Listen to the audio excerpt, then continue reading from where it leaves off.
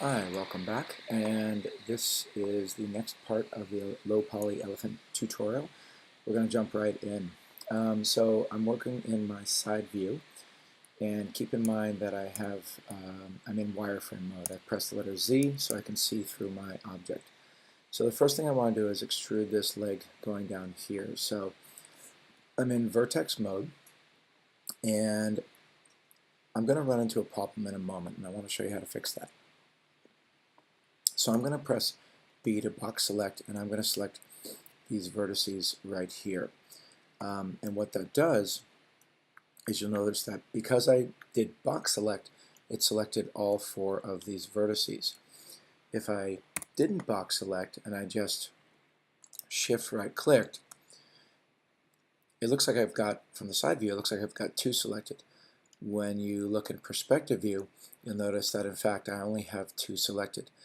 And now that we're working in 3D, you have to remember as a beginner, if I go ahead and select these and I press G to grab, you'll see that I'm now stretching it and tearing it, and I didn't grab these little ones, these ones here in the middle here.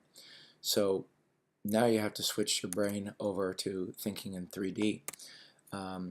So when selecting from the side view, you are going to need to box select now, not just shift right click to select multiple. Okay, now we're going to run into another little problem, and this is a mirror modifier problem.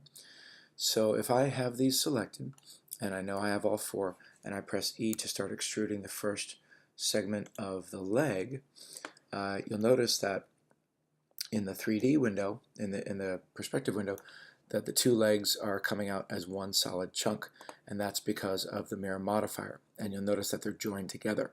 We need a little bit of space. We need some stomach in here. So if I draw with my grease pencil, we need basically a slice here and a slice here, so that this can be the leg and this can be the leg, and then this can be open space here for the elephant's stomach. Okay, so I'm going to Control Z and undo that extrusion. Okay, so how do we do it? Well, basically we need more geometry going down the middle of the elephant's body here so that we can then extrude like that.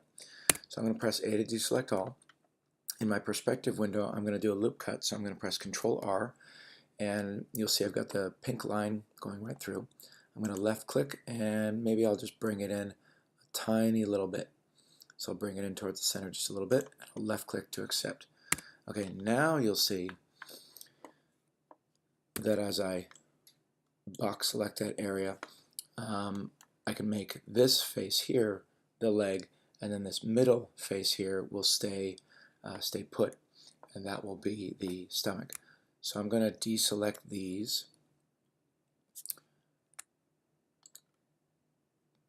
and all I did to deselect was I pressed shift right click, and there we go. Now I've got this selected here for the leg, and I can finally press E to extrude, and now you'll see the segment comes out, and you'll see over here what I was talking about. You've got the other mirrored leg, and you got some space in between.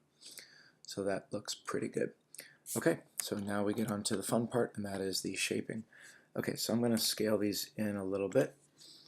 R to rotate, G to grab, and there we go. Maybe scale it in a little bit. And it becomes pretty repetitive now. So B to box select, and again, the reason why I'm box selecting is so I can actually grab both vertices here. So in the side view, it looks like I've got 1 selected, but I really have 2 selected. You have to remember that. Okay, so G to grab, B to box select, G to grab, and start doing some shaping.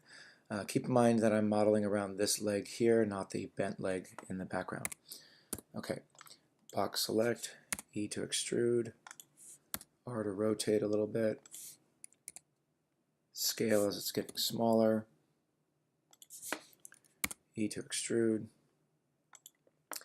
Now I'm going to go ahead and shape this in a little bit, but I want to just get the modeling done. So now I'm going to go ahead and do kind of the ankle, and then I'll do another one for the foot, and I'll scale that one out.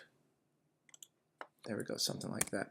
Okay, now I can deselect all, box select, grab, deselect all, box select. And so this is the part where it becomes more repetitive. Deselect, box, G to grab, and you just do a little shaping, and this is where wireframe mode comes in quite nicely. Now, this is the part of the modeling process where you might regret the photograph that you chose. You might say, oh, I really wanted an elephant that had, you know, its foot in a different pose or something like that. You can certainly do something different than what's in the photograph. I wouldn't go too far from the photograph. Again, use the photograph as your reference. But, you know, always zoom back, always zoom out, look around, see how it's shaping up. Just because you're focusing on the leg right now, don't just look at the leg. As a modeler, you always want to go back, whether you're a sculptor, always go back and look at the body now with fresh eyes, and see how everything's shaping up. Okay, so I'm going to go ahead and now extrude the back, and then I'll pause it because it's really the same thing and you don't need to watch me do that whole thing again. So I've got the back leg selected. I'm going to come under here, and I'm going to shift right click and deselect these two vertices so that way I'm only selecting this leg here. There we are. Okay, and I'll E to extrude, and it's really the same thing. It's A to deselect, B to box select, and again I'm box selecting because I need to grab two verts, and then keep going. So I'm going to pause the video and then I'll come back when I'm done. Okay, so I'm done with the leg. And here you can see it's looking pretty good. Okay, so the next step is I'm going to go ahead and finish up this part. The next step is I'm going to make the body, the main part here, less boxy. I'm going to do a loop cut and start to round out the body here as it is completely flat on one side, and that's pretty unrealistic. I'll then go ahead and make some loop cuts and round out the legs a little bit because again they're very boxy as well. So we'll start adding in some more geometry to round this out, doing some little tweaks. We'll then go ahead and tackle the trunk, tusks, and of course the tail and the ears. I don't want to forget about the ears. So I will see you in the next part.